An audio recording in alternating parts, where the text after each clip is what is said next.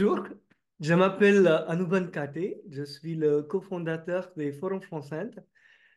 C'est une association, une plateforme qui existe depuis 2 ans et demi maintenant.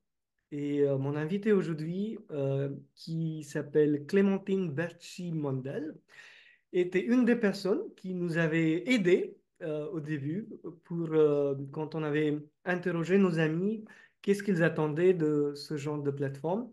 Donc, je remercie déjà Clémentine Berchy, Mondel. Merci d'être venue, d'avoir accepté de parler avec nous. Comme vous le savez, depuis cette année, j'ai commencé cette série des entretiens qui s'appelle Art de vivre à la franco-indienne. Et Clémentine vit en Inde depuis plusieurs années. Et avec elle, on va découvrir un petit peu son parcours, sa vie en Inde. Donc, à nouveau, bienvenue Clémentine. Merci Anouban pour cette occasion. De t'avoir ici. Donc, je vais commencer avec mes questions. J'en ai plein de questions, beaucoup de questions. Euh, Est-ce que tu pourras nous dire d'abord où est-ce que tu es né en France, un petit peu sur ton enfance, ta famille? Alors moi, je suis originaire de Franche-Comté. Je suis née à Besançon il y a maintenant 40 ans. Euh, j'ai passé la première partie de mon enfance à Besançon. Puis, j'ai un peu bougé parce que mon père, en fait, a bougé pour son travail. On est parti d'abord 1 an au Bénin, en Afrique, pour son service civique. J'avais 5 ans à l'époque. C'est une très jolie période de mon enfance. J'en garde un très très bon souvenir. Euh, Puis on est revenu à Besançon pour 2 ans et ensuite on est parti en Suisse. Et donc j'ai passé la deuxième moitié de mon enfance à Lausanne et Genève. D'accord. Euh, voilà. Mais oui, ça m'intéresse si tu peux un petit peu développer sur tes souvenirs de Bénin, parce que déjà, euh, pour les Indiens, je trouve qu'on n'a pas beaucoup d'occasions d'entendre parler d'Afrique en Inde. C'est vraiment moi, depuis que je suis en France, j'entends beaucoup plus sur l'Afrique et ça m'intrigue, ça m'intéresse. Et aussi le fait que tu avais 5 ans et que tu as encore des souvenirs de ce séjour. Est-ce que tu peux dire un peu plus sur le Bénin? Ben, je pense que pour l'enfant que j'étais, c'était un dépaysement assez total, mais un dépaysement un peu vacancier, parce qu'on passait d'un petit appartement urbain à une maison avec un grand jardin. Je me rappelle de notre arrivée. Donc, mon père était arrivé avant, il était arrivé un mois avant. Et on l'a rejoint avec ma mère et il y avait une chèvre dans la cuisine. Il m'avait acheté une chèvre, c'était mon anniversaire. Et c'était complètement imprévu pour moi. J'aurais pas imaginé pouvoir recevoir cette chèvre. Et donc voilà, je pense que j'ai commencé sur de très bonnes impressions, très bonnes bases. Et puis, bah, en fait, quand je suis arrivée en Inde pour la première fois, je pense qu'il y a des choses qui se sont faites très facilement parce que ça rejoignait des choses que j'avais déjà connues au Bénin Mhm. et qui étaient associées, oui, à des émotions très positives, quoi. La foule, les marchés, la chaleur. C'était... Oui, je me suis sentie à l'aise, en fait. Voilà. D'accord. Et depuis, est-ce que tu as eu la possibilité d'y retourner, de visiter ou non? Non, non. Alors, je suis retournée en Afrique, mais en touriste, et c'était en Tanzanie. Donc, mais j'ai pas eu l'occasion de retourner au Bénin. Mais un jour D'accord. sûrement. Oui, ça serait intéressant de revoir ce pays. Euh, du coup, après, tu m'as dit que tu es rentré en France. C'était à nouveau à Besançon pendant 2 ans, puis à Lausanne, 4 ans, il me semble. Hier, tu m'avais déjà dit, donc je répète un Oui, petit oui, tu as vu. peu. Puis Genève, 5 ans. Donc oui, dis-moi comment tu as vécu ce retour en France, en Europe, euh, en Suisse. Bon, je pense que les enfants sont extrêmement flexibles et s'adaptent très facilement. Donc, de la même façon que je m'étais fort bien adaptée au Bénin, je me suis tout aussi bien adaptée au retour. Enfin, j'ai pas de souvenir particulier. Mais je pense que ça m'a permis aussi, enfin, le fait que dans ma petite enfance, j'ai été obligée de m'adapter, de me réadapter, ça m'a permis aussi, dans ma vie adulte, de m'adapter facilement à nouveaux systèmes scolaires, nouveaux systèmes culturels. La France et la Suisse, c'est à côté, mais c'est pas non plus les mêmes pays, quoi. Il y a des il y a des Idée différences. importante, oui. Voilà. Donc voilà, mais je me rappelle pas d'avoir eu des difficultés quelconques. Voilà, c'était juste, voilà, je me glisse dans un univers, je me reglisse dans l'autre univers. Et D'accord. puis, voilà. Et dans ta famille, tu as des frères et des sœurs, vous êtes combien? Oui, on est trois sœurs. J'ai deux plus jeunes sœurs. D'accord. Voilà. Ok. Ah, dont une qui a aussi pas mal bourlingué non, à droite, à gauche. D'accord. Et puis, oui, avançons. Pour tes études, ça s'est passé où? Quelle filiale? Alors, à 17 ans, j'ai décidé de retourner en France pour passer mon bac parce que j'aimais pas le système genevois qui était déjà très axé sur l'université où on devait choisir des options et on se retrouvait du coup pour chaque matière avec des groupes différents. Et je crois que j'avais aussi envie de pas attendre l'université pour partir, quoi. Ouais.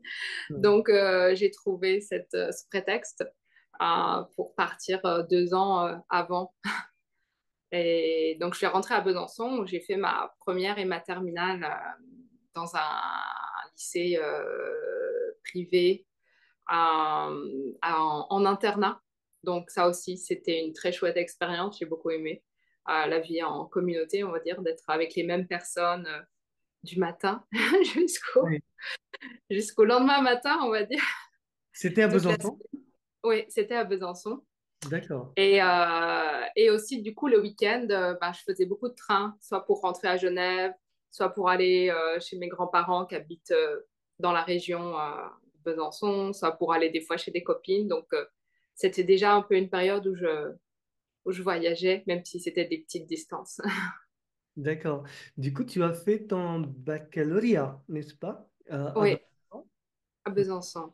Et ensuite, tu es rentré en... Non, ensuite, je suis partie à Lyon pour faire une hypocagne et une cagne.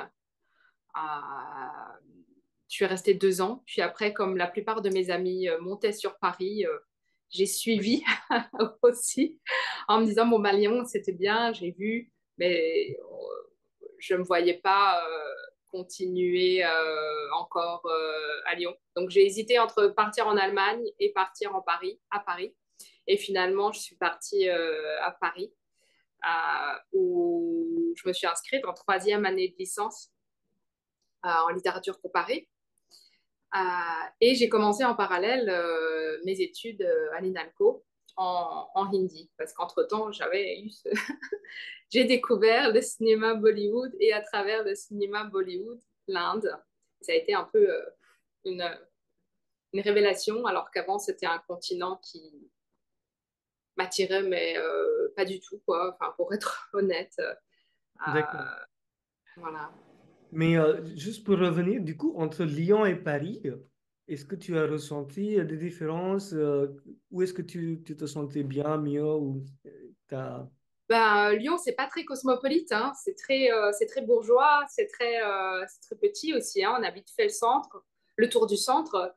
Paris, par contre, là, c'est autre chose, hein, c'est une autre Ouais, taille et ben, c'est très cosmopolite. Moi, j'ai adoré Barbès, j'ai adoré les quartiers de La Chapelle, le quartier de Belleville. On voyage déjà beaucoup à Paris et je reste très, très attachée à Paris, quoi, pour ce côté-là, quoi. super. Mais j'avoue que moi aussi, je suis à Paris depuis 6 ans maintenant. Et j'ai pu aussi voyager, visiter d'autres pays en Europe, d'autres villes, grandes villes en Europe. Mais Paris a beaucoup de choses à offrir et c'est quand même très unique, l'atmosphère qui existe ici. Donc on en parlera peut-être plus tard. Mais du coup, tu m'as dit le premier lien avec l'Inde, ça c'est comment c'est à Paris. Inalco, Hindi, les films. Mhm. Et ça t'a donné envie apparemment de poursuivre cet intérêt envers l'Inde. Alors oui, alors au début, c'était purement comme loisir. J'avais pas du tout idée que ça pourrait déboucher sur quelque chose de plus. Il se trouvait que ben, une licence de lettres, c'est 15 heures de cours, guère plus. En France, une inscription à la fac, c'est 200 euros. J'ai vite fait le calcul et je me suis dit, ben, pourquoi pas commencer quelque chose de vraiment différent, sachant que je sortais de 2 ans de classe prépa où c'est quand même très franco-français et on s'ouvre, mais voilà, l'Allemagne et le monde antique et on va pas plus loin, quoi. On parle pas de littérature francophone, on parle pas, si en cours d'histoire, on voit l'histoire mondiale, mais via la Deuxième Guerre mondiale, la guerre froide, c'est quand même très, on va pas aller étudier, par exemple, l'histoire de l'Inde. Et c'est vrai que c'est un ami qui m'avait fait remarquer ça, un ami indien, qui trouvait que ben, les Français savaient très peu de choses sur l'Inde. Même les Français qui avaient fait des études, qui avaient bac+5, voire des doctorats, ils disaient, mais nous, on sait plein de choses sur la Révolution française, on sait plein de choses sur l'histoire de l'Amérique, plus l'histoire de notre pays.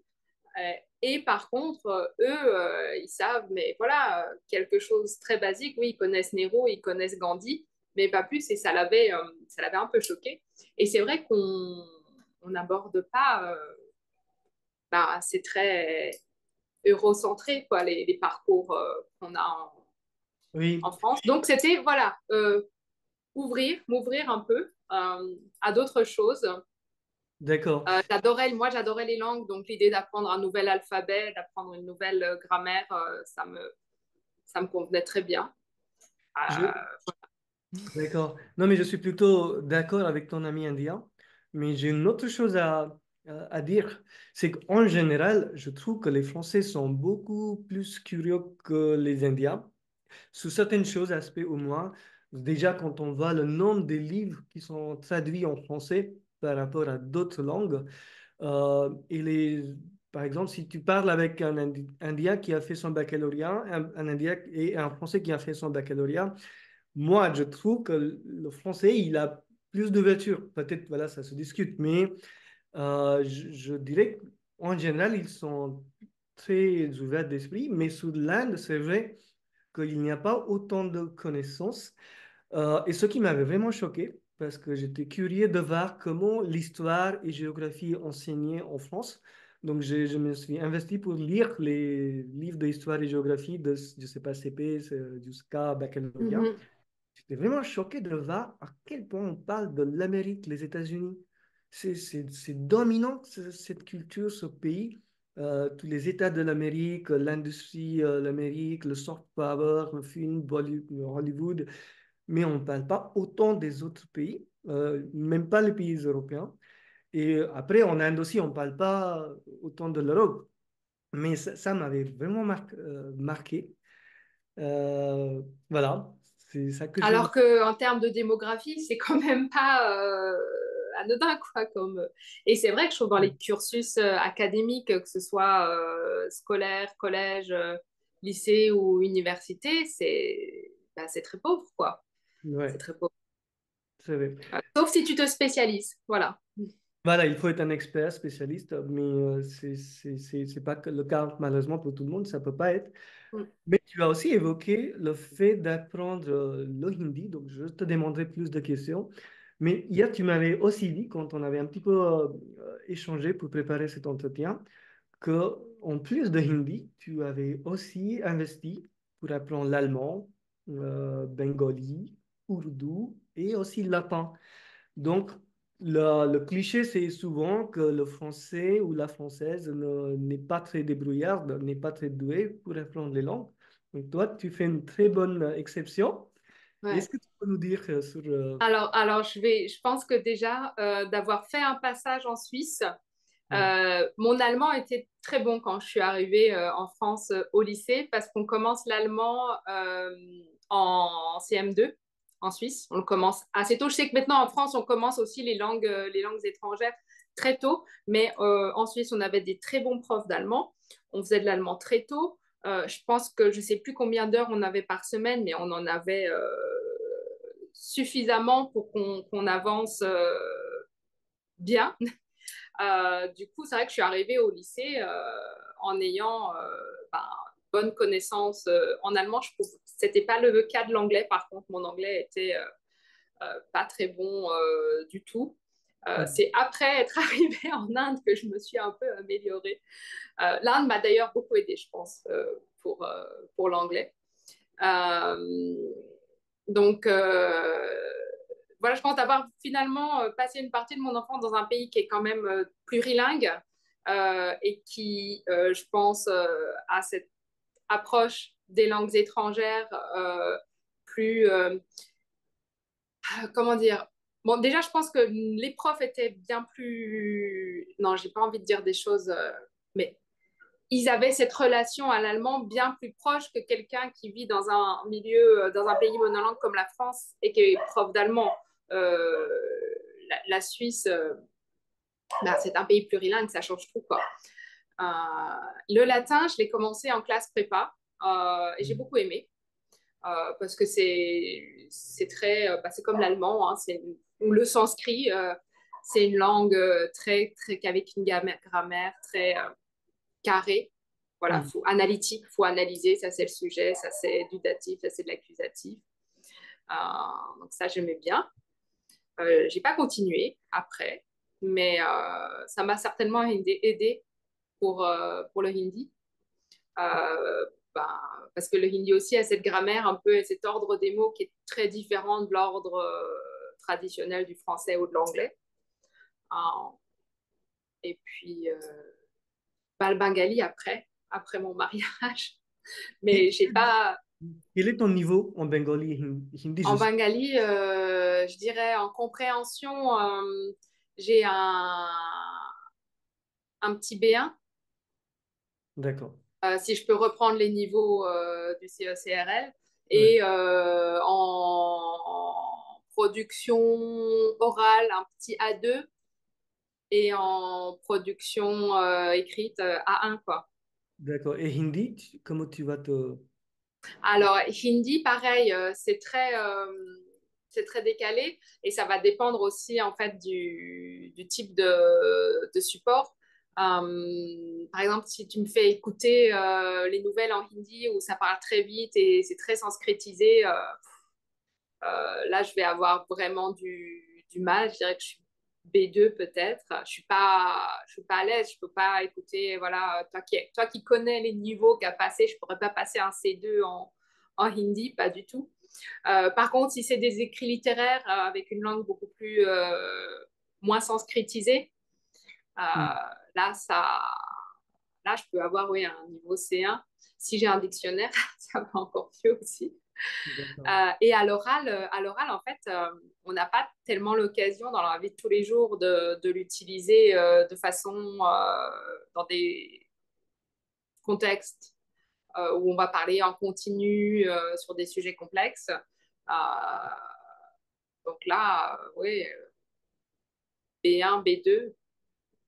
Ça D'accord. dépend parce qu'on parle de quel hindi on parle. C'est ça qui est vraiment difficile. Parce que je peux regarder un film sans souci en hindi, sauf peut-être Gangs of Wasseypur où je crois que même certains hindiphones doivent avoir un peu du mal, tellement c'est argotique. Oui. Mais dans un langage standard, je le regarde sans... Enfin, j'ai pas de problème, quoi. Pour nos auditeurs, je rappelle que je suis avec Clémentine Bercy-Mandal, qui habite à Kolkata, en Inde, depuis plusieurs années.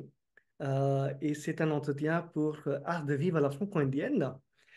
Juste une dernière question, un souvenir même. Je me souviens quand j'étais arrivé chez toi en 2018, j'ai ce souvenir que tu avais un échange avec la dame qui est venue, qui venait vous aider. Ouais. Et tu avais une conversation avec elle en hindi et ça m'avait complètement surpris parce que je ne connais pas beaucoup des Français et Françaises qui maîtrisent la langue ou les langues indiennes. Et c'était vraiment une très bonne maîtrise et les prononciations au niveau de grammaire, et c'était vraiment très informel. Donc, j'étais très impressionné. Ouais, mais c'est là que je dis que c'est compliqué parce que bah justement, dans les échanges du quotidien, maintenant, ça va très bien. Par contre, si tu me mettais dans une situation académique où il faudrait que je fasse un exposé du type qu'on fait, nous, pour les examens de français, avec les connecteurs appropriés, tout ça, je pourrais pas, quoi. Oui. Voilà. Mais après, comme on disait un petit peu hier, même les Indiens, beaucoup ou plupart des Indiens ne sont pas capables de parler dans leur langue maternelle pour même 3 4 minutes sans utiliser les mots en anglais. Donc oui, Oui, quelle est la bonne manière de parler ou non, correcte, puritaine, on ne sait pas, ça se discute. Ok. ouais, ouais, je sais que mon mari avait dû faire un discours l'année dernière pour l'anniversaire d'Ambedkar Ah, ah. en bengali.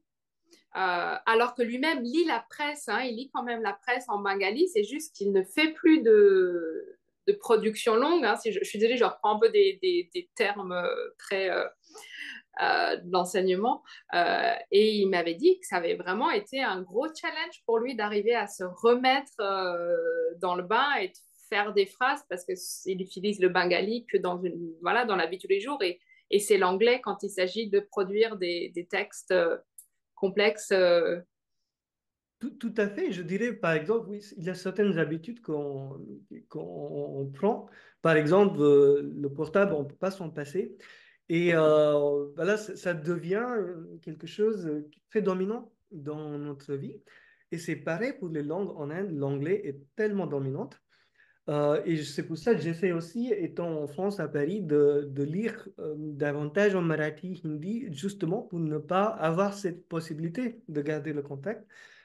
Et comment parler, ça c'est une autre chose, mais avoir la capacité ou non, pour moi, ou garder la capacité, ça c'est quelque chose d'important et intéressant. Mais avançons, du coup, est-ce que tu peux nous aussi dire, tout ça s'est passé à peu près pendant quelle année? C'était quelle année exactement? Alors, je suis arrivée en 2005 à Paris Mhm. euh, et j'ai quitté Paris 3 ans plus tard, D'accord. en 2008.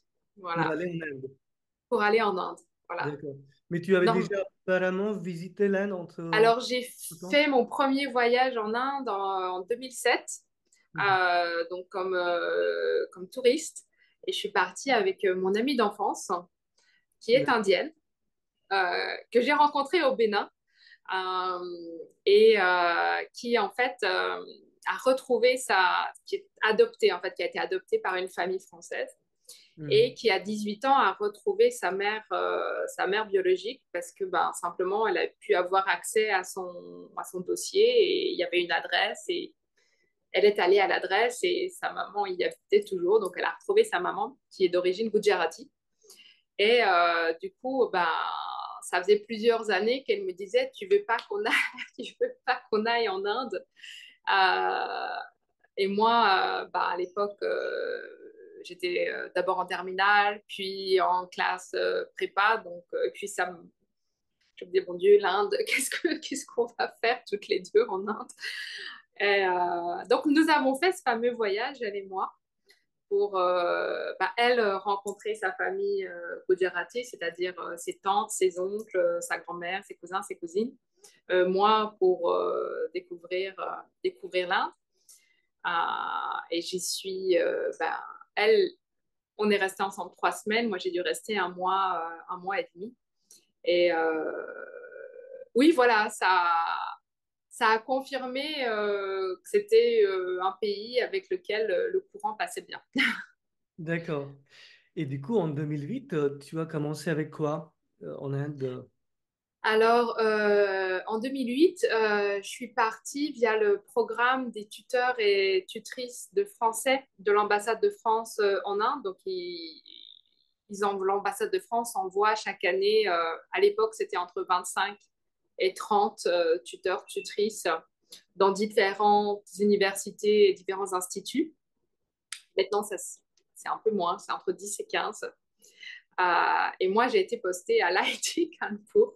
C'est un peu une grosse déception quand j'ai reçu mon affectation parce que j'aurais bien aimé être à Delhi ou éventuellement Bombay ou une ville avec des universités parce que mon but, c'était pas d'enseigner le français du tout. Mon but, c'était d'être en Inde et éventuellement pouvoir peut-être suivre quelques cours de littérature à l'université.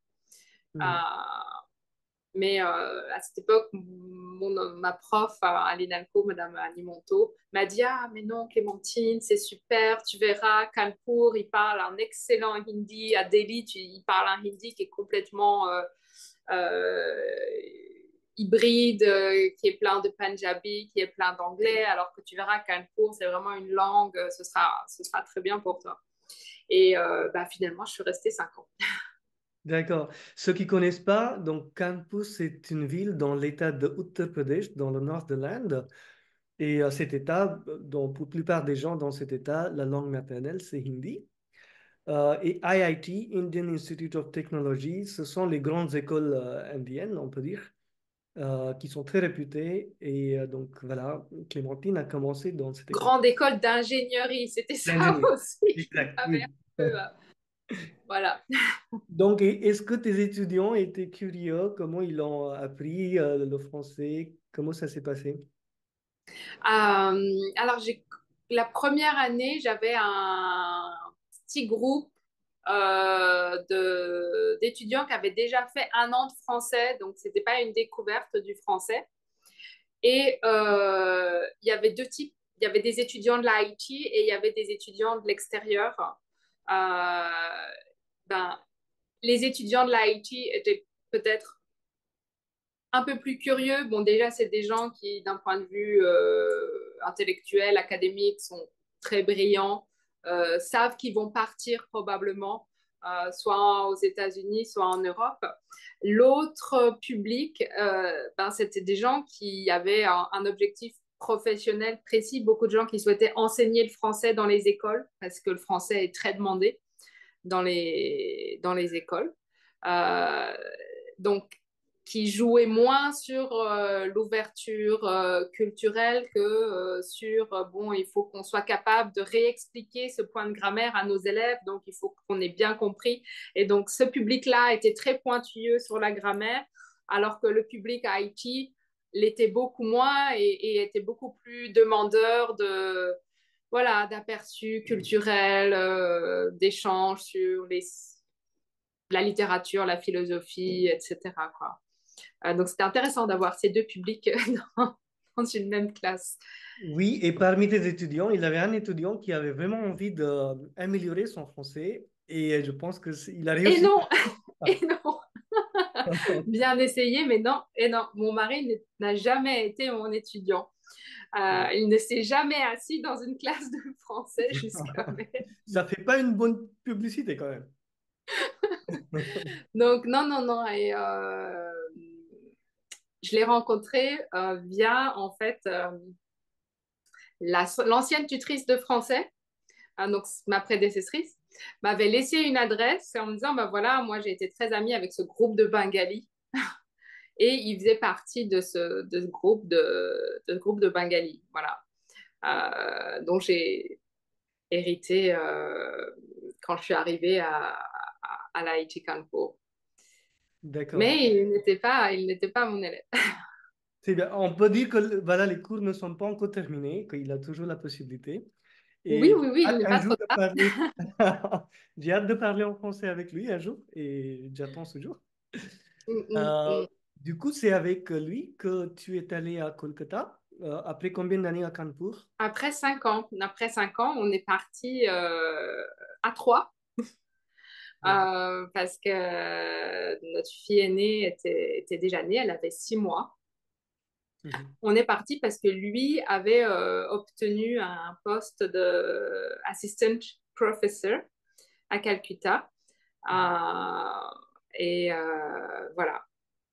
Donc c'est comme ça qu'on a quitté Kanpur D'accord. Et installé. comment c'était ce changement pour toi entre Kanpur et Kolkata? Kolkata, quand même une très grande ville en Inde, très particulière quelque part, qui a cet héritage d'être l'ancienne colonie des Anglais Mhm. en Inde. Alors c'est clair que c'est très très différent en bien des points. Euh, bon, déjà on passait d'un campus IT avec des super infrastructures, les gazons bien tendus, voilà, tout est très tchac-tchac, à un très vieux campus, c'était donc le campus de Bengal Engineering College, qui est le deuxième plus vieux campus d'ingénierie en Inde, après, il me semble, Roorkee. Euh, donc, des vieux bâtiments magnifiques, mais absolument laissés à l'abandon. Enfin, sachant que le climat bengali fait que les choses se dégradent très vite. Donc, c'était ce côté, Mm. euh, on dirait architecturalement, au niveau des infrastructures disponibles, c'était deux campus complètement différents. La végétation aussi est complètement différente entre l'Uttar Pradesh et le Bengale. Là, c'est une végétation qui mange tout, quoi, qui, pendant la mousson, ça grandit. Euh, c'est très, très luxuriant. On passait d'un campus complètement hors de la ville, donc on était un peu coupé de la ville à un campus qui, cette fois, est vraiment presque au cœur de la ville, quoi. On est Mm. très proche. Euh, donc, ça. Et aussi, on passait d'une société où le vouvoiement est très, très, très présent à Ah, une société où là, on se tutoie, où tout le monde se tutoie, quoi. Euh, Par exemple, oui, moi qui avais été tellement habituée à Kanpur à entendre, par exemple, les étudiants juniors, vous voyez leur senior. Moi, mm. ça me choquait complètement hein, en tant que Française de me dire, mais comment est-ce qu'un étudiant peut vous voyer un autre étudiant c'est Oui. pas possible. Euh, on- les parents vous voient aussi leurs enfants hein, dans de nombreux milieux comme ça. Et là, le Bengale, c'est complètement différent. Et donc, mon mari arrive avec un statut de professeur et bah, les gens du staff vont le tutoyer. Bon, après, il faut dire qu'il avait été étudiant dans ce même campus, donc il connaissait beaucoup de monde, mais c'était drôle parce que c'est vachement plus libéré en fait au Bengale. Ouais. Euh, c'est Sous- beaucoup moins. oui, juste une petite, comment on peut dire, anecdote. Sous ce fait de tutoyer, euh, en fait, étant en Inde, étant en France, moi j'avais beaucoup apprécié, aimé qu'on se tutoie en France assez facilement. Voilà, bien sûr, au début, on commence avec le vous voyez, on vous voit les gens, mais ensuite, il n'y a pas de gêne de tutoyer même quelqu'un qui est plus âgé que toi, et ça se passe très facilement, une chose qu'on ne peut pas imaginer en Inde. Et Euh, moi, j'arrive plus à tutoyer. c'est vrai? Ah oui, moi, j'ai trop du mal, quoi. Par exemple, avec des collègues français bah, qui passent très vite au tu, alors qu'on s'est parlé 2 fois, et moi, j'arrive plus, quoi. Ça me demande. Et du coup, des fois, je les mets mal à l'aise parce que je continue avec le vous et ils se disent ah mince, elle s'attend à ce qu'on la vous voit. Et je suis obligée de dire non, mais pas de souci, allez-y, tutoyez-moi. C'est juste que moi, ça sort plus, quoi. D'accord. le tu sort plus aussi facilement, quoi. Mais j'ai pas de problème avec le tu, c'est juste qu'en effet, Ouais. l'Inde, le vouvoiement est beaucoup plus présent, quoi. Voilà, c'est pour ça quand on m'a présenté cette possibilité, voilà, j'ai vite fait l'adopter. Et une autre chose sur ce même sujet, c'est qu'en Inde, peut-être que tu l'as distingué, tu l'as remarqué également, c'est que moi, depuis que j'étais petit, ma soeur et moi, on appelait on tutoyait notre mère, mais pas notre père. Et Mhm. là, quand on a voulu le corriger, et il a très mal pris, par exemple. Donc voilà, c'est toujours comme ça ne change pas. Et ici, je peux tutoyer les gens plus facilement. Donc voilà, ça m'avait aussi marqué. C'est Et pas, il y a d'autres marques de politesse comme ça que mes enfants auraient dû apprendre et n'ont pas apprises. C'est, tu sais, ajouter dada ou uncle ou auntie ou ou didi derrière les noms. c'est la grande Et famille. Oui. voilà, par exemple, tu t'adresses pas à un enfant plus âgé que toi sans ajouter didi derrière, quoi. Oui. Euh, ou même, je vois les personnes qui travaillent chez moi, parce que moi, quand je quand je parle d'elle, je pense dans la conversation avec mes enfants, je mets rien derrière. Je vais juste dire mamta. Et du coup, mes enfants, quand ils s'adressent aussi en disant mamta au lieu de dire euh, qu'est-ce qu'il faudrait dire en bengali manchi. Ouais. Voilà. Euh, et ça, c'est encore voilà, des petites choses Subtil. culturelles. Donc, j'ai été expliquée que je suis désolée, mes enfants sont mal élevés, ne le prenez pas mal. Après, je pense que c'est des enfants très respectueux et les gens se rendent compte, quoi. Oui. Mais Non, je confirme, tes enfants sont adorables, ils sont très souriants, très faciles à parler avec. Euh, donc, il me semble que c'était 2013 que vous êtes arrivé du coup à Kolkata. oui, à Calcutta, ouais. Est-ce que tu as commencé à travailler, chercher du travail tout de suite ou non? Alors, j'ai eu un peu une vie professionnelle en pointillé, puisque donc j'ai fait en 2008-2009 une année comme tutrice de français à l'IT Kanfour. J'ai enchaîné avec une deuxième année. Et après, je me suis mariée pendant cette deuxième année, ce qui m'a donné droit à un visa X qui m'a permis de rester en Inde, mais pas de travailler. Hmm. Et j'ai dû attendre d'avoir mon OCI pour pouvoir vraiment travailler. Et là, du coup, c'était non, quoi, ouais, 2011. J'ai repris l'enseignement du français, mais cette fois comme lectrice, directement embauchée par l'IT Calpo. Donc j'ai fait 2 ans comme ça. Entre-temps, j'avais aussi participé à un projet. Donc ces IT, tu sais, ils ont toujours plein de projets où voilà, les profs ont des fonds et après ils engagent un peu qui ils veulent. Et là, il s'agissait d'un site, c'était assez intéressant, d'un site internet type Wikipédia à destination des agriculteurs. Vu que j'étais sur le campus, ils s'est dit, ben, tiens, on pourrait tout à fait aussi traduire le contenu en français.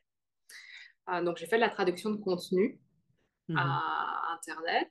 Et puis, entre-temps, j'avais commencé à envoyer des CV pour faire du sous-titrage. J'avais vu qu'il y avait des distributeurs en France qui sortaient des films. Finalement, mais c'était drôle parce que je pense qu'il m'a contacté, mais plus d'1 an après que j'ai envoyé mon CV, Mhm. j'ai été contactée par un de ses distributeurs et j'ai fait mon premier film en décembre, non, oui, plutôt octobre 2012, mais c'était un film tamoul. Donc, c'est mon deuxième film qui était un film hindi, et c'était Jab Tak Hai Jaan avec Shah Rukh Khan que je suis allée voir au cinéma aussi après, un ventre comme ça. Et c'était long, mais D'accord. c'était bien. Je, Voilà. je fais juste une petite remarque. Tu venais de dire que vous vous êtes mariés après que vous avez déjà eu un premier enfant. Ah Euh, non, non, non, on s'est non, c'est pas mariés ça. en 2009. Donc, c'est juste qu'il fallait qu'on, si je voulais rester en Inde, ben, il fallait pas qu'on y réfléchisse trop, trop longtemps. Mince alors, parce que j'allais dire que sinon cela aurait été très avant-garde pour l'Inde à Non, l'époque. non, non, non, non, non, on n'était pas du tout. Le plus avant-garde qu'on a été, c'était de partager mon logement de fonction avant d'être mariés. C'est C'était déjà pas mal, oui. c'était déjà pas mal. Et pour ça, je remercie aussi l'IT Kanpur qui a gentiment fermé les yeux. D'accord. Voilà. Et du coup, tu continues encore à faire ce travail de sous-titrage pour les films indiens? Oui, oui, je continue, mais uniquement maintenant pour Yash Raj. Là, je suis la traductrice française attitrée pour Yash Raj. Et s'il y a des très très bons projets, je je refuse pas quoi. Mais je le D'accord. fais plus de façon alimentaire, on va dire. D'accord. Mais en plus de ça, et plus important peut-être, c'est que tu as aussi ce lien, une collaboration avec l'Alliance française de Bengale, qui est à Kolkata. Comment ça Mhm. s'est arrivé? Alors, il se trouve que l'Alliance, déjà, n'est pas très loin de chez moi. Elle est à 15-20 minutes en voiture. 15-20 minutes, c'est peu hein, pour une ville indienne, hein, précisons. Et elle se trouve à côté de l'école des enfants. Donc, j'ai simplement été déposer mon CV un jour et puis, bon, et ils ont accepté. Et j'ai commencé comme prof vacataire, ben, justement, quelques heures en matinée. Comme ça, j'allais le matin, je déposais les deux enfants à l'école et j'enseignais quelques heures et on rentrait ensemble. Et puis, depuis l'année dernière, je suis maintenant aussi directrice pédagogique. Voilà, D'accord. donc là, c'est un peu différent. C'est beaucoup de choses. Voilà, Oui. mais c'est un... Mm. Mais est-ce que tu as du coup des observations par rapport aux étudiants de Bengale pour apprendre le français, par rapport à des autres étudiants indiens qui apprennent le français? Euh, et en général, comme on discutait hier, le lien entre le bengali et le français, l'engouement qui existe assez élevé chez les bengalis envers le français, la culture française, le cinéma français. Est-ce que tu as des remarques? Alors, moi, je pense que quand je suis arrivée à l'Alliance, ce profil-là d'étudiants était déjà en baisse. Et là, maintenant, on est vraiment uniquement face à un public. Je pense que le public en Inde, c'est beaucoup homogénéisé. Enfin, cette spécificité du Bengale, euh, elle, ça commence à être un peu une spécificité du passé, j'aimerais dire. Euh, et du coup, nos étudiants ne sont, à quelques exceptions près, ne sont plus forcément des fans de Godard et de Baudelaire ou de Sartre. Démodé, oui. Voilà, j'ai raté cette génération-là. Euh, Après, la différence entre l'Alliance et l'IT, j'ai envie de dire que bah, l'Alliance, c'est un milieu beaucoup plus cadré. On attend une approche didactique et pédagogique spécifique, alors que à l'IT Kanpur, j'étais beaucoup plus libre. Euh, et la différence aussi, c'est que ben, les étudiants des alliances, c'est quand même des gens qui viennent d'un milieu assez aisé, parce que ben, les frais d'inscription sont ce qu'ils sont, alors qu'à l'IT Kanpur, les frais étaient vraiment très, très bas. Donc, ça permettait à beaucoup de gens de s'inscrire. Et du coup, c'était pas forcément toujours des gens qui maîtrisaient bien l'anglais. Il y avait aussi petite minorité significative de personnes dont l'anglais était vraiment très pauvre et qui voyaient dans ce cours de français l'opportunité de peut-être obtenir, je ne sais pas trop qu'est-ce qu'ils espéraient, mais voilà, c'était... donc, ils étaient souvent très, très réguliers, mais c'était pas très facile. Alors pourtant, quand même, que je m'efforçais de réduire au maximum le recours à une autre langue que le français. Et je m'interdisais pas, d'autant plus à l'IT Kanpur, j'avais un public majoritairement indie-phone, à l'exception de quelques étudiants de l'IT qui pouvaient venir d'Andhra Pradesh, du Tamil Nadu, du Maharashtra, etc., à du coup faire des comparaisons grammaticales, ce que je peux plus faire ici à l'Alliance française du Bengale. Euh, et, euh, et c'est à cette époque que j'ai aussi quand même vraiment remarqué à quel point le hindi, c'est c'est une langue qui fonctionne bien mieux euh, dans, euh, dans la comparaison grammaticale, en fait. Et donc, j'avais pris le temps, j'avais commencé à prendre le temps justement de rester avec les élèves avec ce niveau très, très bas en anglais pour réexpliquer en hindi. Et c'est là que je me suis rendu compte qu'en fait, ils galéraient énormément parce que eux, dans leur tête, continuaient de passer par l'anglais pour faire leurs phrases en français. Bon, idéalement, on le sait qu'en didactique, on dit qu'il faudrait justement ne pas passer par une autre langue, mais de fait, les gens le font. Et quitte à le faire, en fait, autant le faire via la langue qu'on maîtrise et pas via la langue qu'on ne maîtrise pas. Oui. Et quand j'ai commencé à leur faire vraiment découper les phrases et dire, bah, regarde, voilà, ça c'est ta phrase hindi, c'est ça que tu voudrais dire, comment tu vas transposer, qu'est-ce que tu vas utiliser. Et donc, à accepter que oui, on va passer par le hindi sans faire du mot à mot, mais faire du bloc par bloc.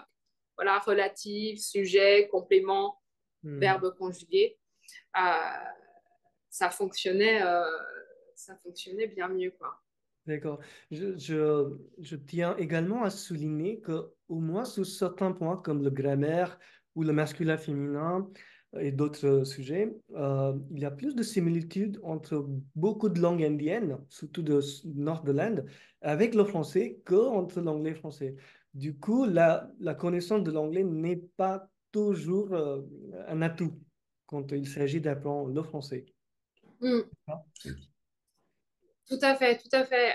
Et c'est là que c'est intéressant de pas hésiter quand on est enseignant à faire appel à toutes les langues que connaît l'apprenant. Parce Mm. que prenons la question du genre. En effet, en anglais, oui, tu as le genre féminin et masculin, mais uniquement pour les personnes à qui on attribue un sexe féminin et Mm. un sexe masculin. Donc, quand tout d'un coup on leur dit c'est la table, c'est féminin, ils disent ah, mais la table, comment ça peut être féminin? Puis, bah, et en hindi, c'est féminin aussi. Ah, ah oui, c'est vrai, c'est féminin, quoi. Et c'est là que ça devient intéressant, ouais, en effet.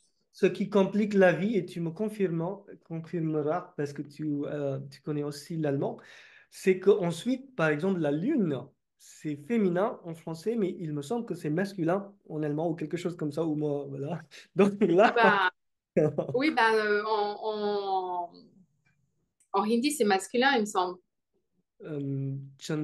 oui, c'est vrai, Chandamama, Et en traduction, c'est un énorme problème. Parce que du coup, ça entraîne des métaphores d'un autre type qui deviennent très difficiles à traduire, quoi. Quand tu changes complètement ouais, de genre grammatical, quoi. Je vous Mais, rappelle que j'ai une discussion très fascinante avec Clémentine Berchi-Mandal, qui habite en Inde au moins depuis 16 ans, si j'ai bien fait le calcul. Et maintenant, j'aimerais bien entamer avec toi le sujet un peu de cette vie qui fait que tu as ce lien avec la France et aussi avec l'Inde. Tu vis avec un partenaire qui est indien, tu as la famille franco-indienne maintenant. Donc, comment ça se passe? Comment tu ressens ce milieu? bon, déjà, moi, je pense que j'avais très envie de partir. Donc, j'ai pas forcément j'ai pas dû quitter la France pour être avec lui. Euh, Quitter la France faisait partie d'un souhait, même si je ne voyais pas trop professionnellement comment ça pouvait être faisable. Donc, j'avais envie de m'adapter en fait. Moi, c'est clair que la différence me gênait pas. Euh, Ensuite, le climat, oui, c'était pas facile, pas facile toujours. Mais je crois que c'est facile pour personne. Hein. Enfin, après, au niveau des différences culturelles, bon, déjà, je pense qu'elles étaient très réduites dans la mesure où on a la même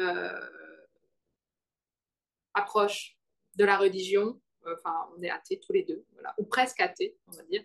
Euh, la même approche politique, ça aide hein, quand même. Oui. Euh, Beaucoup. on a les mêmes idées politiques. On vient tous les deux de familles de classe moyenne. On a du coup nos backgrounds sociaux sont assez similaires. Lui, il est la deuxième génération à sortir un peu d'une certaine pauvreté. Ses grands-parents étaient petits agriculteurs du Bangladesh.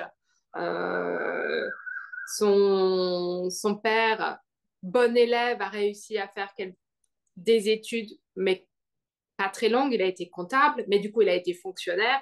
Et mon mari est le premier à avoir fait des études des longues qui lui donnent le statut, on va dire, social et financier de faire partie maintenant de la classe moyenne aisée. Et c'est un petit peu, ça reflète en fait ma famille aussi, dans la mesure où mes arrière-grands-parents étaient des paysans suisses qui ont fui la Suisse. On ne croirait pas, hein, mais si, il y a eu des régions très pauvres en Suisse où les agriculteurs ont migré en France à la recherche d'un meilleur avenir.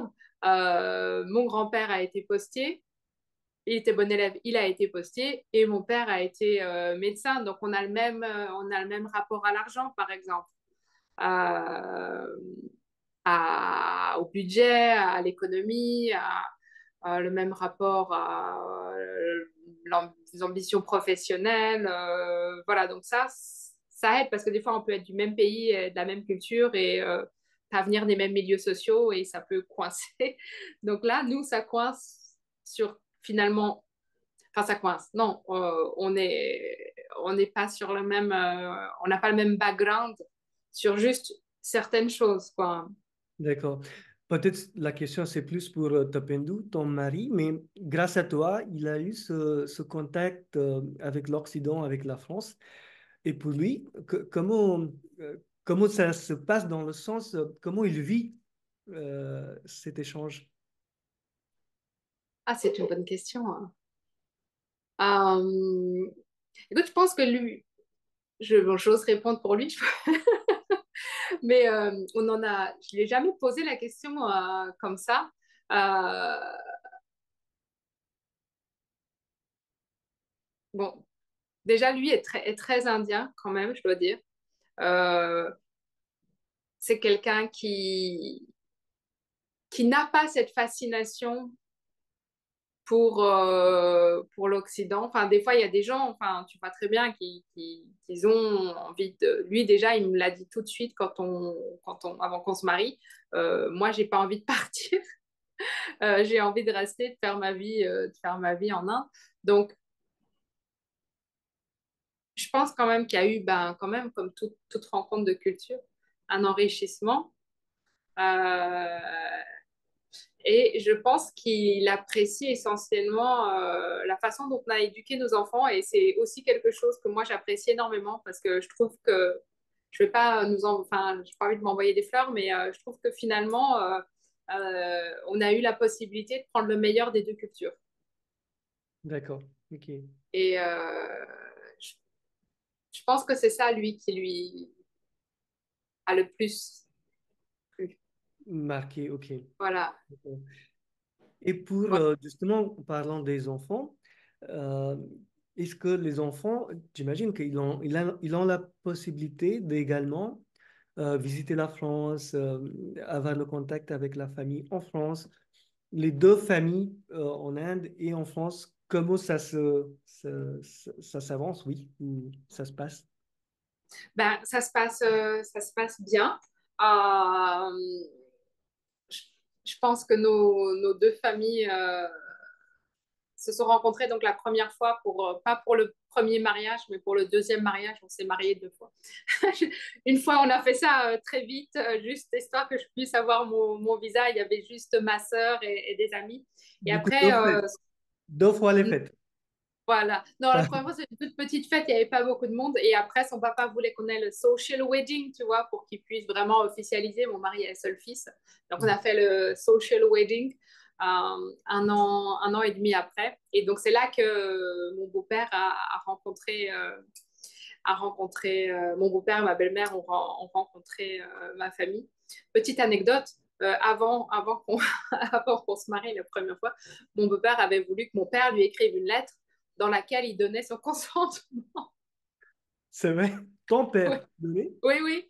C'était mon père qui devait, voilà, juste, il voulait être sûr que je n'étais pas en train de me marier sans l'accord de mes parents. Ah, donc c'était exigé par la famille de Tapendou, De c'est ça? taper de nouveau, oui. Voilà, son papa D'accord. voulait être sûr que je ne désobéissais pas Ah, c'était le Kanyadan alors, à l'indienne. à mes parents. Et bah, j'ai envie de dire qu'on est tous les deux de familles très chaleureuses. Donc, c'est passé assez vite. Le courant est passé très bien entre les deux familles. J'ai des souvenirs de ma tante qui parle, mais absolument pas deux mots d'anglais et qui était tout le temps en train d'échanger avec ma belle-mère qui, elle, parle trois, quatre mots d'anglais, mais ça servait à rien puisque ma tante en parlait même pas un ou deux. Mais c'est toutes les deux des femmes très démonstratives, très à l'aise,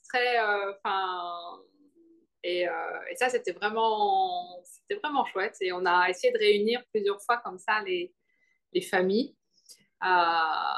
Et à chaque fois, c'était des beaux moments parce que ça passe pas par des discussions, ça passe pas par des small talk parce que, bon, déjà, moi, mes beaux-parents, c'est pas des gens qui ont cette habitude de pouvoir parler. Enfin, je sais pas, mais tu vois ce que je veux dire? En Inde, tu vois tout de suite aussi au niveau des statuts sociaux, ceux qui savent, qui ont cette capacité à avoir du small talk et ceux qui vont juste sourire et te servir le thé et tout passe par les regards, quoi. Ouais. Voilà, donc c'est plus ça. Après, on a fait venir mes beaux-parents en France en 2015. Et c'était vraiment chouette parce que je pense que c'était vraiment important qu'ils voient d'où je venais. Ils ont bu de l'alcool pour la première fois. Et j'étais trop, j'étais trop étonnée. On va dire à personne. Non, mais j'étais trop étonnée parce que ils en boivent jamais. Et puis finalement, après, à chaque fois, à chaque repas, quand on en proposait un petit fond, enfin, et c'est chouette parce que du coup, ça leur a permis de voir que cette pratique, elle est pas du tout. Parce qu'on peut avoir des fois en Inde cette vision de l'alcool comme, voilà, non, non, Les non, et ils voient mensonges. bien que nous, on boit pas pour se saouler, quoi. C'est comme Connotation à négative. Yoté, quoi. Voilà. D'accord. Donc ça, c'était aussi très chouette. J'étais vraiment contente de voir comment, avec quelle facilité, finalement, ils se sont glissés aussi dans la culture française. D'accord. Euh, et du coup, ça, oui, je pense que ça participe, ce voyage a aussi resserré les liens, quoi, Oui. entre, entre les deux familles. Puisqu'on parle des liens, je voulais aussi t'interroger sur ce lien avec la France que tu as toujours. Mais quel changement tu peux observer avec le passage du temps ces dernières années? Euh, comment tu vis cette relation? Alors, c'est très loin, la France, hein. Pour moi, c'est un peu loin. Il y a des, ben, j'essaye d'écouter la radio régulièrement, mais souvent je me rends compte qu'il y a plein de choses qui m'intéressent pas, quoi. Euh, il y a beaucoup de préoccupations aussi où je me rends compte que je suis assez détachée. Euh, en particulier, ça m'a frappé pendant le Covid, où c'était deux réalités assez différentes, avec parfois des points où ça se rejoignait, mais par exemple, la question du masque. Je ne vais pas aborder la question du vaccin qui est trop polémique, mais une petite chose. J'ai jamais entendu un Indien se plaindre qu'il fallait porter le masque. Mais parce que je pense que on n'avait pas ce luxe. Soit tu le portes, Mm. soit tu le portes pas. Après, évidemment, les règles sont pas appliquées avec la façon aussi stricte que ça peut être en France. Voilà, fallait mettre le masque, mais bon, beaucoup de gens avaient des petits masques de fortune, que ça sortait de partout et on respirait quand même. Et on Mm. avait un masque, mais moi, ce qui m'a un peu ce qui continue des fois un peu de m'irriter, c'est que j'ai l'impression des fois en France, on utilise beaucoup d'énergie à râler contre des choses qui sont très loin d'être acquises en Inde. Alors, je dis pas que c'est pas bien parce que c'est pas du tout une raison pour ne pas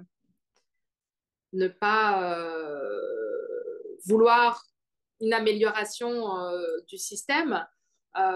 Mais ouais, il y a quand même un mode de vie à la française qui me choque maintenant. Je trouve que quand tu compares à l'Inde, quand tu compares à la majorité de la population qui vit avec moins de 10 000 roupies par mois, en France, il y a un luxe, un confort qui va bien trop au-delà du nécessaire. Oui, Et, et, je- et comme je pense que la pauvreté, elle est beaucoup moins visible en France, et la pauvreté qu'on voit, c'est les gens de la rue qui sont déjà trop loin pour qu'on puisse les considérer comme une façon trop loin, je veux dire, dans le continuum social. Enfin, ils sont déjà, justement, ils sont même plus dans le continuum social, c'est des exclus. Les SDF, ils vivent seuls, ils ont pas, ils ont pas de vie, ils ont pas de routine, alors que je trouve qu'en Inde, il n'y a pas de ce moment d'exclusion complet de la société. C'est-à-dire, même si tu es très pauvre, tu peux avoir une famille, tu peux avoir des enfants, tu as une routine, tu te lèves, tu te laves, tu te brosses les dents, tu vas et tu travailles quelque part ou tu mendies quelque part, puis tu rentres et tu vois ce que je veux dire? oui, bien sûr. Oui. J'aimerais quand même, puisque tu as évoqué ce sujet, je pense que c'est important aussi de parler un petit peu le Covid et le confinement, comme moi je l'ai vécu ici. Et tu as complètement raison, c'était pas pareil qu'en Inde. Si c'était mieux ou pas, c'est un autre sujet. C'est un autre sujet.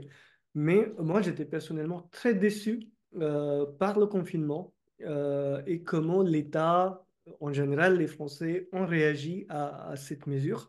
C'était quand même pendant 2 ans et c'était une mort sociale annoncée pour beaucoup, beaucoup de gens et que l'État n'était pas vraiment dans un état à accepter qu'on peut avoir un autre avis.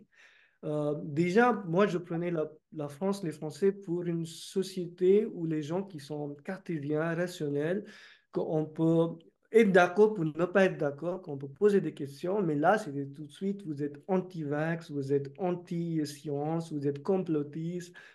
Et c'était une entrave pour la discussion. Et ça, je pense qu'avec ce phénomène, toute adoration que j'avais envers la Mais France. pour la France, ça. Alors, et je ne dirais pas que voilà, je ne sais pas aujourd'hui où aller parce que je sais que c'est compliqué. Mais voilà, c'était quelque chose de très fort et très décevant au niveau personnel. Mm. Mais pour moi, ça a été de la science-fiction, hein, ces 2 ans, sachant que j'ai juste eu les coups de téléphone, l'histoire d'attestation à signer, le fait qu'il fallait montrer patte blanche. Ah, pardon, attention, avant d'entrer dans les lieux publics, c'est un pays que j'ai pas connu et que j'arrive pas à me représenter et que je connaîtrais peut-être pas, quoi. Ouais. Et j'avoue que c'est des discussions qu'on a eues un peu avec mon mari, dans la mesure où l'impression qu'on a eue, c'est que finalement, l'Inde, avec tous les défauts qu'elle peut avoir, c'est, c'est toujours possible. Tu vois ce que je veux dire? Il y a toujours une façon de contourner. C'est possible. Et alors que la France, des fois, tu te retrouves vraiment face à des murs, quoi. Je dis la France ou l'Occident, quoi. Et l'Inde, pour ça, je veux dire, c'est à la DIAC. Euh, il y a, oui, ça semble plus malléable, ça semble plus flexible, ça semble plus, oui, je sais pas, ouais, voilà. Et une petite anecdote, puisque tu parles de ce sujet, c'est que je confirme, parce qu'à Gare du Nord, qui est une, voilà, il y a une, pardon, il y a une communauté indienne, c'était là, dans les restaurants indiens, qu'ils étaient moins exigeants par rapport à la passe sanitaire. Donc, merci l'Inde qui vivait dans le cœur de Paris. C'est un petit peu sauvé, mais bon. Voilà, où tu pouvais aller, ouais, ouais, Voilà.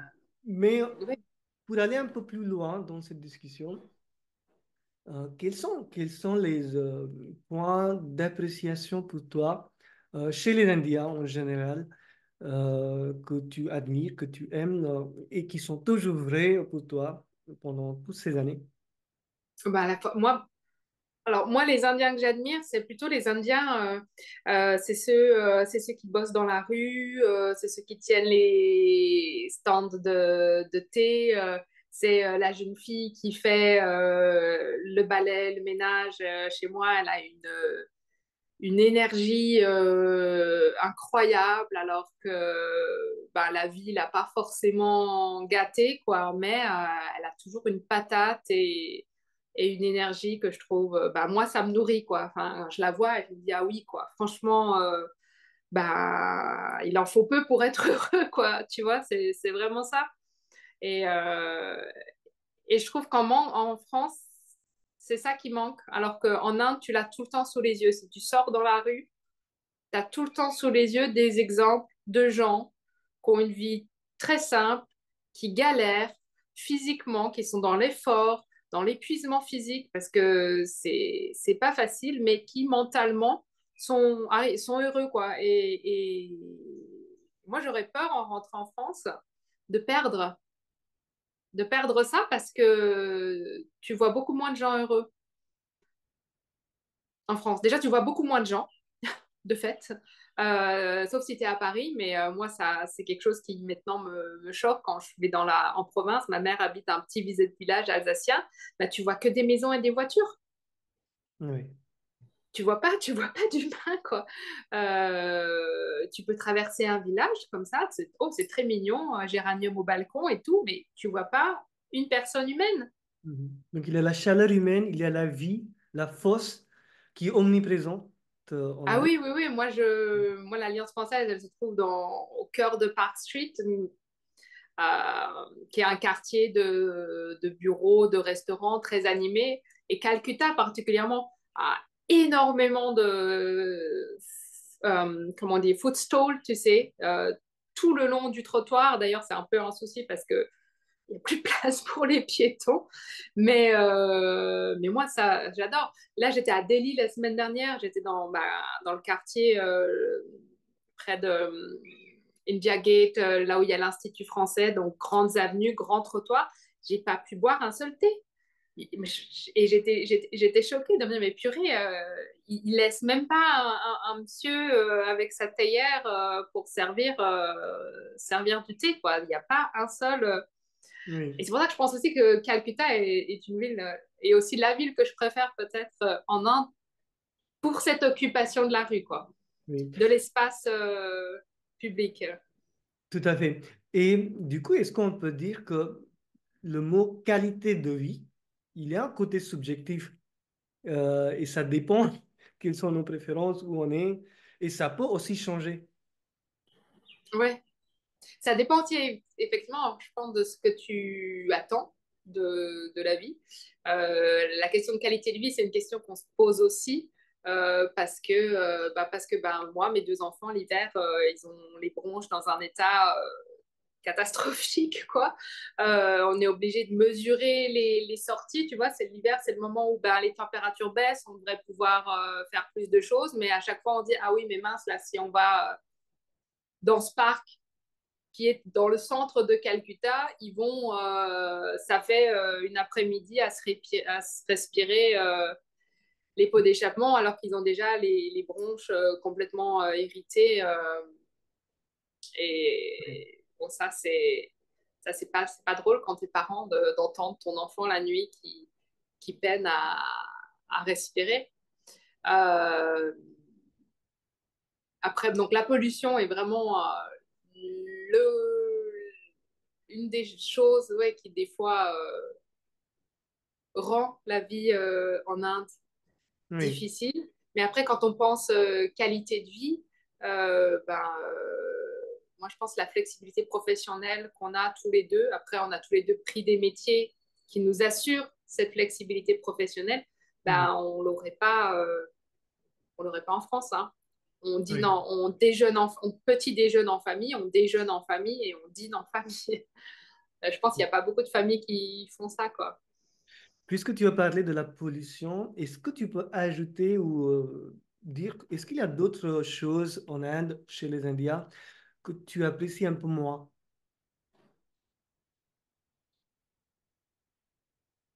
Le respect de l'espace privé quand on doit faire la queue. Ça, c'est quelque chose.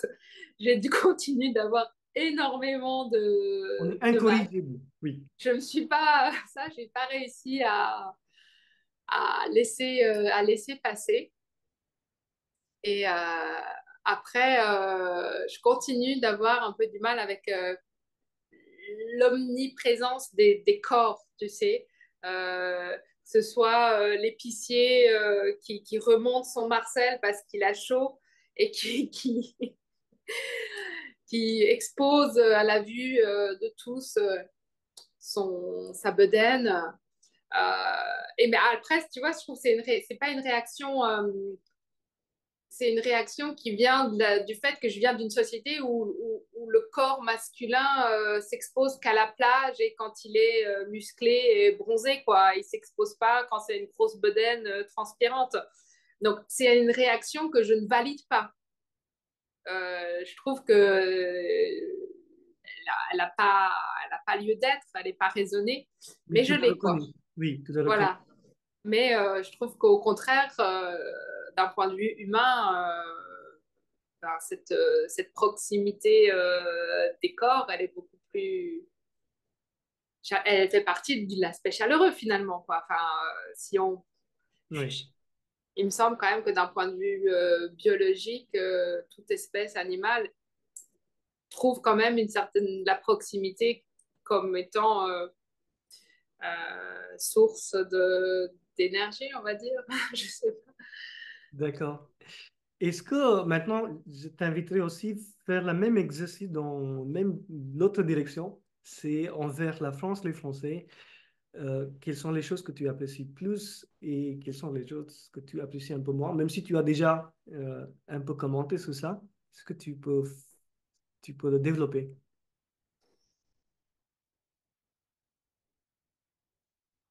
Alors, ce que j'apprécie chez les Français, je pense qu'on reste intellectuellement très exigeant. C'est quelque chose qui me plaît. Je trouve que ce soit Le Monde ou France Inter, on produit des contenus de très bonne qualité. Euh, Je pense aussi qu'on on est, on parle beaucoup et ça, je trouve, c'est important, même si des fois, c'est désordonné et c'est pas, voilà. Ça, j'aime beaucoup. Euh, je me rends compte aussi quand même que je pense qu'il y a au niveau de cette aspiration à une certaine égalité, euh, je dis pas il y a pas de différence, mais il me semble quand même que le français est beaucoup plus égalitaire d'une certaine façon dans, dans son approche et dans ses contacts quotidiens. Là où, par exemple, une personne indienne, même avec un doctorat en sociologie et qui devrait être quelqu'un avec une approche humaine, va quand même parler de façon tout à fait sèche et enfin, à sa domestique. Euh, alors que ben, voilà, y a pas, il y a vraiment un rapport très hiérarchique, alors que je pense que quand tu as une discussion avec ce genre de personnes, elles vont avoir un discours qui n'est pas celui qu'elles tiennent par leurs actions et par leur façon d'interagir avec ben, les chauffeurs de rickshaw ou leur cuisinière. Voilà, où là, par contre, tout d'un coup, on sent, non, grosse hiérarchie, quoi. Euh, alors quand je pense qu'en France, il me semble, ça l'est moins. Ça l'est moins parce que je le vois aussi à l'Alliance. Les Indiens sont beaucoup plus bossy Ouais. avec le petit personnel, les hommes de ménage, etc., que les Français, qui vont avoir beaucoup plus un rapport de collègue à collègue, quoi. Et ça, c'est quelque chose que je trouve vraiment très chouette, quoi. Ouais. Justement, sur le fait que la parole soit importante chez les Français en France, je le confirme parce que moi, je constate que quand même, les programmes les plus regardés ou plus écoutés en France, ce sont des débats, des discussions, Ah euh, ouais. des conférences, voilà. Et ce qui est vraiment différent de l'Inde, malheureusement. Une autre chose qui m'avait vraiment choqué et surpris, c'est que même les SDF en France, quelque part, sont invités ou obligés à faire un discours pour convaincre que moi, je vis dans des conditions, quand tu prends le métro, il commence avec, voilà, Ah oui, ah, c'est passé. Oui, oui, c'est génial, ça. voilà, c'est une histoire, que moi, Ouais. j'étais licencié, que je n'ai pas la famille. Ou... Ah, mais ça, c'est fantastique. En Inde, bah, il ne fait pas ce discours. Mais oui, non, non, ça, il Madame, n'y a pas de... voilà, il tient sa main et il demande une pièce, c'est tout. Oui, oui. Ah oui, alors ça, c'est fantastique comme remarque. J'adore, j'adore. Ouais. Merci. Et c'est pour ça que je pense que ce genre d'échanges sont très importantes, importants et j'admire ce côté des regards qu'on a envers nos cultures et nos pays d'adoption, on peut dire quelque part. Mm, mm. Dernière chose, c'est oui, et après on va peut-être s'arrêter, mais quelles sont tes remarques ou observations un peu moins valorisantes envers les Français et la France? Les Français. Alors, je ne sais pas si c'est juste les Français ou si c'est les Européens en général, c'est que beaucoup de discours. Après, ça vient aussi en fait des familles que moi je fréquente quand je rentre en France, qui sont un nombre limité, qui sont peut-être pas représentatives de la France. Alors, oui, il faut être écolo, etc. Tout ce qui est aussi mouvement vegan, mais je trouve ça un petit peu hypocrite. Ne pas manger de protéines animales, c'est un luxe quand même. Alors en Inde, je sais qu'il y a aussi beaucoup de gens végétariens, hein, mais c'est pour des raisons différentes et en France, manger un truc qui ressemble à du fromage, qui est sous emballage plastique, mais qui n'est pas à base de protéines de lait. Non, mais si tu as envie de manger du fromage, mange du fromage, quoi. Tu vois ce que je veux dire, quoi. Ça, c'est quelque chose qui irrite un peu. Le fait que on continue d'avoir besoin de mouchoirs en papier, de lingettes, de plein de choses qui en fait ne sont pas forcément nécessaires. Accessoire. Et ça, c'est quelque chose que j'apprécie que l'Inde m'ait appris à me passer de Mhm. plein de choses. Après, il faut qu'on fasse attention en Inde, hein, parce qu'avec l'arrivée sur le marché de plein de petites choses auxquelles on n'avait pas accès avant et le fait que les gens maintenant ont en effet les moyens de... On voit plein d'habitudes qui arrivent ici, ici aussi. Donc ça, c'est quelque chose qui me dérange un peu en France, ce décalage entre les discours et le mode de vie.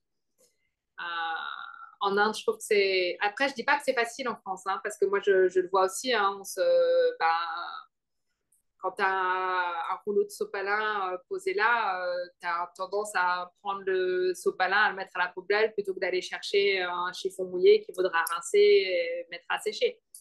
Euh, voilà, mais petit effort à faire de ce côté-là, je pense, si on veut être véritablement écolo en France. Et les maisons vides, quoi. Ça aussi, c'est quelque chose qui me dérange. C'est Oui, que pas bien les entendu. gens... Les maisons vides, Les maisons vides, oui. Maisons tu vois, le secondaires. fait que moi, mes deux grands-mères étaient veuves et une est encore veuve. Et elles habitaient de grandes maisons toutes seules, quoi. Oui. Et tous les enfants ont aussi leur grande maison dans lesquelles souvent ils sont aussi seuls ou juste avec leur mari parce que les enfants sont partis et ça fait beaucoup d'espace habitable qui n'est pas habité, quoi. Alors qu'en Inde, je trouve que même les riches, eh ben, il y a plein de monde dans leur maison, tu vois. Oui, et en plus, en Inde, on n'a pas ce phénomène d'avoir une maison secondaire de vacances qui est souvent vide, que occupée pendant quelques mois. Du coup, de dire qu'on est écologiste et en même temps avoir ce double, il y a une petite hypocrisie qui Mm, est mm. que je remarque.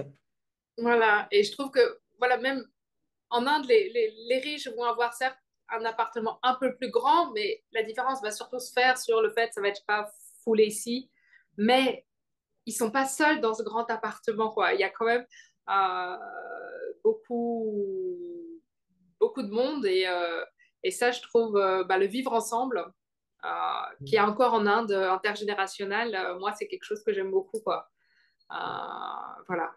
Et là, mes beaux-parents n'habitent pas avec nous, mais ça m'aurait fait très plaisir s'ils s'étaient installés chez nous, quoi, parce que je trouve que c'est chouette quand il y a beaucoup de gens dans la maison, quoi. C'est vrai. Une toute dernière question, elle est un petit peu rhétorique, mais je pense qu'elle est importante. C'est est-ce que cela t'arrive de parfois poser la question où est la maison? Ah, ma maison à moi, ouais, où... en fait, c'est ce que je dis. Pardon, j'ai une expression qui est pas très. Mais quand tu as un parcours comme le mien, tu es un peu le cul entre deux chaises tout le temps, quoi. Enfin, tu vois. Tu peux pas dire que je suis indienne, je le suis pas. Et je peux pas dire que je suis encore complètement française parce que non, il y a plein de choses qui me sont étrangères maintenant en France. Je vois bien qu'il y a un décalage, donc il y a un décalage avec ce côté-là, il y a un décalage avec ce côté-là, et puis je l'ai accepté, voilà. D'accord. On touche vraiment à la fin de cet entretien. Est-ce que tu as un mot de la fin? Ah, tu m'avais pas prévenu ça, qu'il faudrait que j'ai un mot de la fin. Non, mais c'était pas compliqué. Non, moi je pense que juste que mais on a dit que c'était quand même une série d'interviews sur l'art de vie franco-indien, donc on peut dire aux couples, aux futurs couples qui se posent des questions, allez-y, allez-y. Moi, je trouve que c'est génial pour les enfants. Ça fait des enfants vraiment géniaux, les enfants de couple métis, quoi. En tout cas, je suis convaincu que nos auditeurs vont beaucoup apprécier, aimer cet échange avec une telle franchise que tu as. C'était très naturel, très, très riche. Grâce à Et- toi aussi qui as su poser les bonnes questions au bon moment à chaque fois. Merci et on appréciera de t'avoir plus souvent peut-être sur des thèmes variés parce que je sais que tu es très doué, que tu as beaucoup de choses à partager, à nous offrir. Donc, à très bientôt, À j'espère. très bientôt, ouais, avec plaisir. Merci Merci beaucoup. encore, Antoine. Au revoir.